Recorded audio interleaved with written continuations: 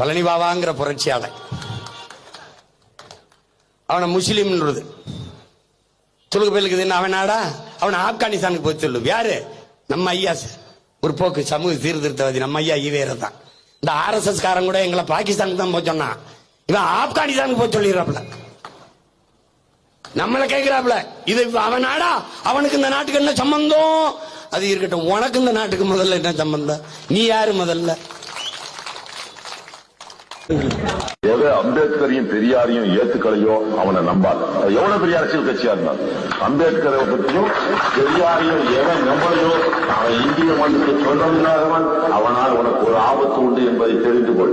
எவன் அம்பேத்கர் வழியில் நடக்கிறேன், பெரியார் வழியில் நடக்கிறேன் என்று நடந்து காட்டுகிறானோ, அந்த கொள்கைகளை ஒத்துக்கொள்கிறானோ அவனை நம்பு. அம்பேத்கர் பெரியார் இல்லாத எந்த அரசியல் இயக்கத்தை நம்பாத. இதை இளைஞர்களே இன்று நான் கணித்து சொல்லுகிறேன்.